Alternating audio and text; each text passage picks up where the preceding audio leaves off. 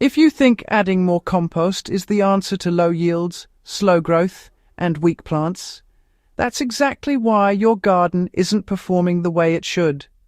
Compost alone isn't failing, but the way most people use it is.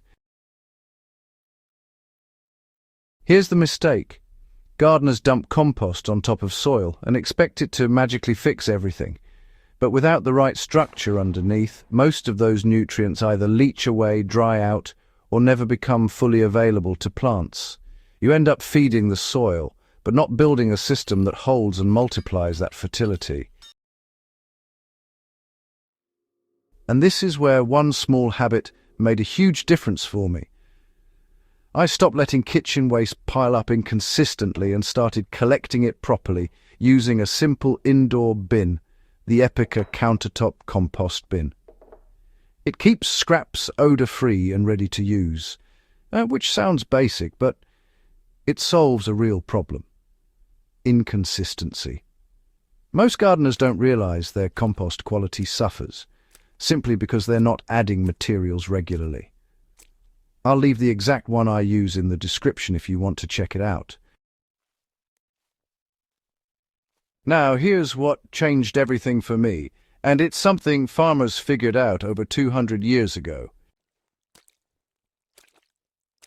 The forgotten method that makes compost look weak. There's an old technique from the 1800s that doesn't just add nutrients to soil, it actually locks them in place and multiplies their effect over time.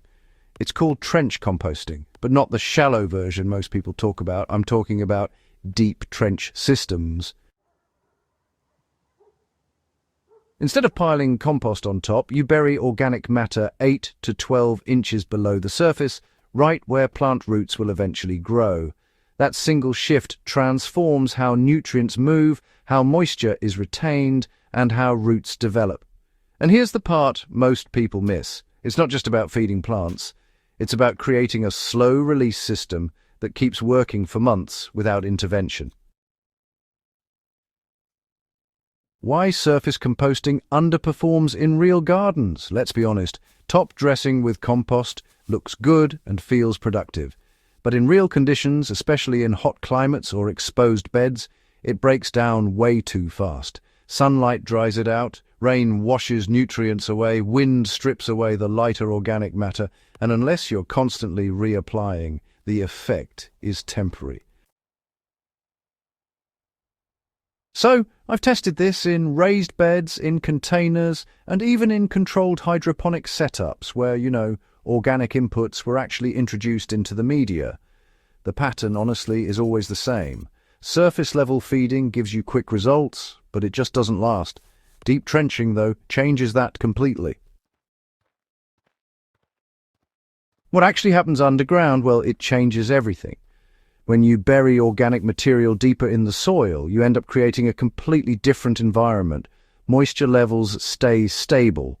Microbial activity, it increases. Decomposition slows down just enough to give you a steady nutrient release instead of a sudden spike. And really, this is exactly what plants need: consistency. Roots actually grow toward that buried organic layer. And when they reach it, they don't just absorb nutrients, they anchor right into a nutrient-rich zone that keeps feeding them as they grow. In one of my test plots, I buried a mix of kitchen scraps, shredded cardboard, and dry leaves about 10 inches deep.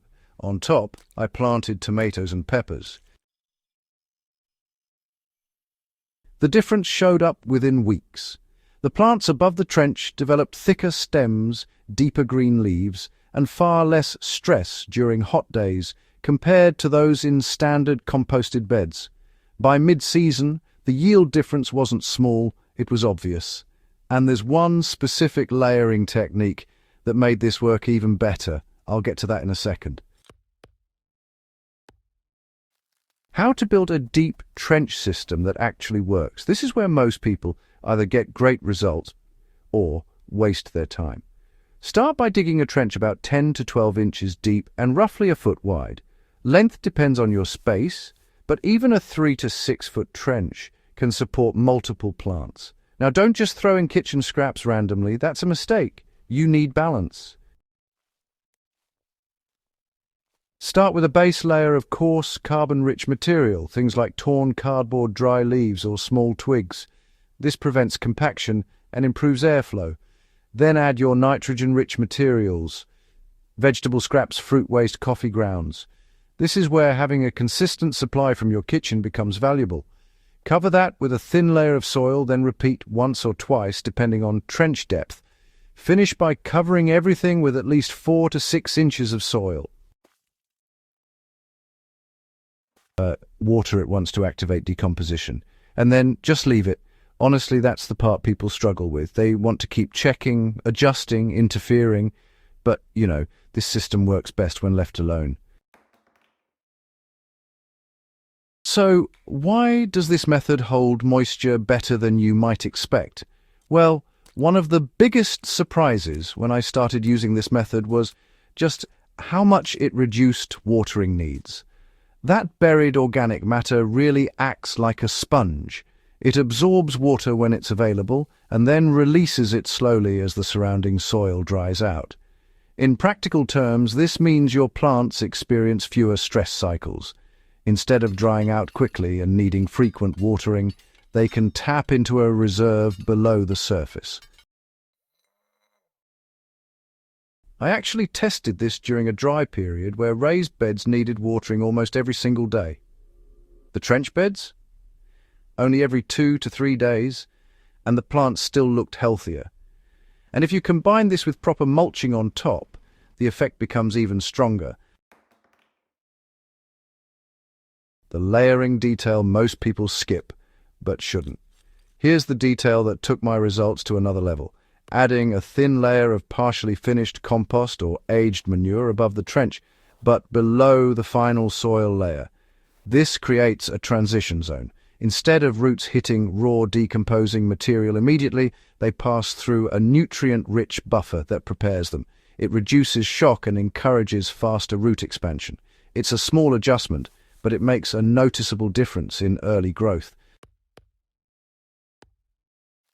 Why this outperforms compost alone by a wide margin. Compost is still valuable. I use it regularly, but on its own it's incomplete. It feeds the soil, but it doesn't structure it. Deep trenching does both. It feeds, stores, and regulates nutrients in a way that aligns with how plants actually grow. Instead of nutrients being exposed on the surface, they're protected and delivered directly where roots need them. That's why the results aren't just slightly better, they're significantly better. You'll notice stronger plants, fewer deficiencies, more consistent growth, and honestly, higher yields.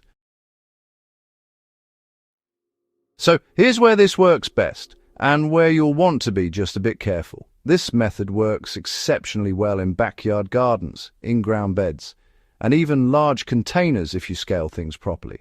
In raised beds, you can adapt it by trenching within the bed itself, though, depth may be a bit limited. Now, one place to be cautious is heavy clay soil.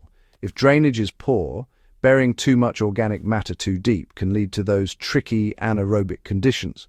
In that case, just keep your trenches shallower, around 6 to 8 inches, and mix in some coarse materials to help with airflow.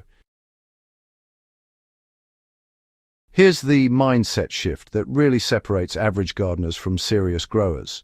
Most folks focus on adding more compost, more fertilizer, more amendments.